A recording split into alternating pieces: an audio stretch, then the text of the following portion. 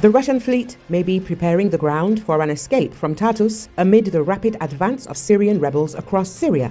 On December the 2nd, Russian ships left Tartus. As announced in the Russian Federation, the ship's departure was connected with exercises. At least 2 ships have now returned to port. As Radio Liberty journalist Mark Krutov writes, but the remaining ships are in no hurry to do so. According to OSINT researcher Sutton, the ships leaving Tartus launched missile strikes against the rebels, but this is unlikely to help stop their advance. The analyst points out that auxiliary fuel tanker ships have not returned to the port. This may indicate that Russia is waiting to see how events in Russia will develop. According to Krutov, if it is necessary to flee Tartus, Russia may try to relocate its Mediterranean flotilla to Libya. This option is possible if the army of Syrian dictator Bashar al-Assad continues to suffer defeats at the front, which will lead to the threat of cutting off Tartus from Damascus, or even create a direct threat of the capture of this coastal city by the rebels. Earlier, the media learned of Russia's refusal to send serious forces to help Assad, telling Damascus that the Kremlin now has other priorities. According to journalists, the Russian authorities are not preparing any plans to save the Syrian regime. While Tehran has declared its readiness to send troops into Syria, but has not yet gone beyond words, Moscow has informed the Syrian regime that any possible Russian intervention will be limited since the Kremlin currently has other priorities, Sky News Arabia reports, citing sources.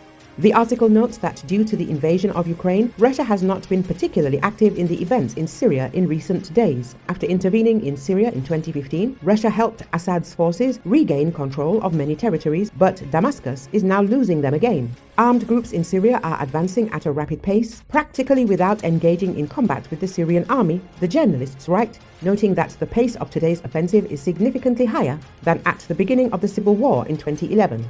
In just a few days, the rebels were able to take the cities of Hama and Aleppo and are now, according to some reports, already in Homs, which is of vital importance for the defense of Damascus.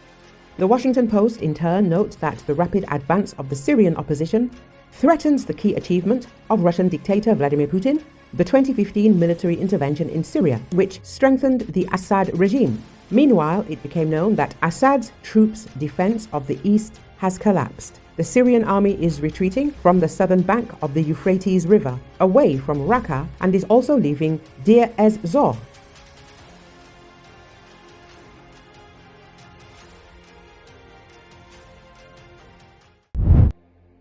Syrian opposition fighters were seen celebrating on Friday at the iconic waterwheel site in Hama, a day after they captured Syria's central city in another major blow to President Bashar al-Assad.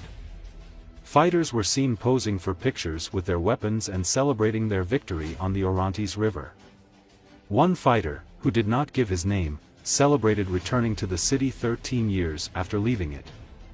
He added that at the early stage of the Syrian revolution they went out on the streets cursing Hafez Assad, the former president and father of the current president Bashar Assad, and today they are doing the same. Syrian insurgents swept into the city on Thursday, days after insurgents captured much of Aleppo, the country's largest city. The stunning week-long offensive appeared likely to continue, with insurgents setting their sights on Homs, the country's third-largest city. Homs, which is about 40 kilometers south of Hama, is the gate to the capital, Damascus, Assad's seat of power in the coastal region that is a base of support for him. Amabdo, a woman who lost her husband in 1982 to an attack by the Syrian army, said it was the greatest joy to see the military defeated in Hama. The offensive is being led by the jihadi group HTS and an umbrella group of Turkish-backed Syrian militias called the Syrian National Army.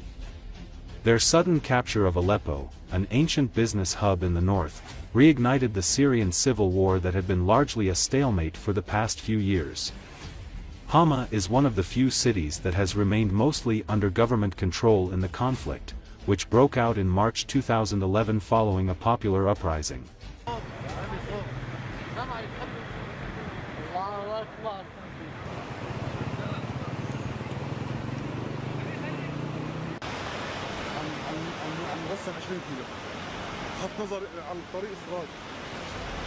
بعد غياب 13 سنة عن حماة، اليوم نحن بحماة.